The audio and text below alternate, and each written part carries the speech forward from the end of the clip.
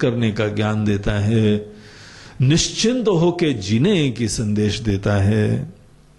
यही एकमात्र वेदांत शास्त्र का अत्यंत महत्वपूर्ण, जो हमारे जीवन के शिक्षा के हर सोपान में जुड़ना चाहिए, करिकुलम का पार्ट होना चाहिए।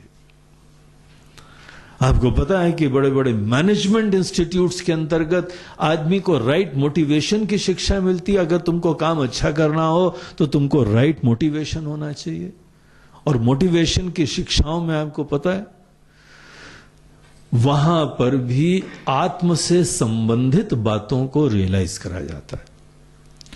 एमबीए के जो स्टूडेंट्स हैं वो जानते हैं कि मैस्लो का सेल्फ एक्चुअलाइजेशन की थ्योरी,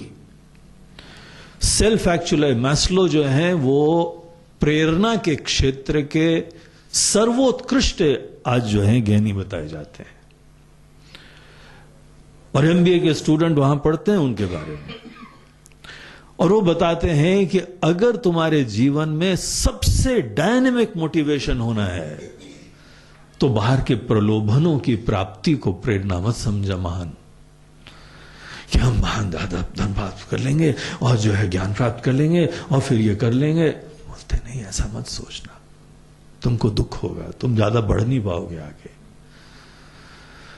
तुम खुद अपने जीवन में बाधक बन जाओगे, तुम अपने दुश्मन बन जाओगे जब छोटी तुम प्रेरणा रखोगे, क्योंकि उसकी प्राप्ति के उपरांत तुम्हारे जीवन में फिर अभिमान ही अभिमान है, हमने तो प्राप्त कर लिया है।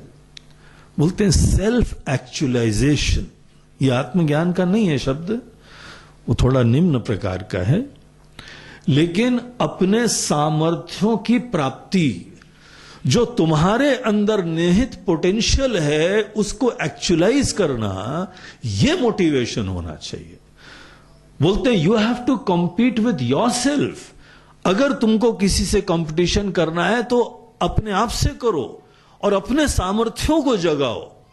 सदैव अपने मन के अंदर यह रखो कि हमारे सामर्थ्य और महान है, और अपने सामर्थ्यों को जगाते जाएं। हर चुनौती हमारे अंदर निहित सामर्थ्यों को जगाने के लिए है। ये बोलते हैं ये ज्यादा महान प्रेरणा होती है। यद्यपि तुम बाहर कोई भी लक्ष्य रखो और किसी भी लक्ष्य की प्राप्ति के लिए जब निष्ठ होते हो तो तुमको प्रेरणा मिलती है, खुशी मिलती है, सफलता भी मिलेगी। लेकिन हमारे लक्ष्य कैसे होते हैं, प्रेरणा का स्रोत क्या होता है, उसके ऊपर बहुत कुछ निर्भर करता है। हम छोटा भी जो प्रेरणा का अपना स्रोत रख सकते हैं, या हम बहुत महान रख सकते हैं। तो ये लोग, हम लोगों के अध्यात्म वाले चीजें तो कुछ और महान कहते हैं, इससे भी दो हाथ आगे बढ़ के कहते हैं। बोलते हैं सेल्फ एक्चुअलाइजेशन ये अल्टीमेट मोटिवेशन हम लोग नहीं मानते हैं। हम लोग मानते हैं सेल्फ रियलाइजेशन। एक्चुअलाइज करना, हम अपने आप को एक्चुअलाइज, शब्द का थोड़ा सा समझ लो, हमने जब प्रयोग कराया तो 2 मिनट समझ भी लो। सेल्फ एक्चुअलाइजेशन और सेल्फ रियलाइजेशन में क्या फर्क है? जब हम अपने अंदर सामर्थ्यों को उभारते हैं तो कुछ एक कंडीशनिंग रहती है कि हमारे सामर्थ्य इतने हो सकते हैं। तुमने पहले अवधारणा उत्पन्न करी है, कल्पना उत्पन्न करी है, इमेजिन करा है, तभी तो उसको एक्चुअलाइज करने के लिए जा रहे हो। Realisation is much more humble approach, open, unconditioned. हम पहले जान तो ले हम कौन है, एक्चुअलाइज तो बाद में करेंगे। तो बोलते हैं जिस समय हम खुले मन से अपने आप को जानने के लिए प्रवृत्त होते हैं, तब अपने पहले यथार्थ का ज्ञान प्राप्त करो। आत्म का ज्ञान जीवन में सबसे महान गोल होता है। ये कोई बाहर के गोल जो है ना स्थायी नहीं होते, और अस्थायी जो भी लक्ष्य होते हैं वो अभिमान के वर्धक होते हैं।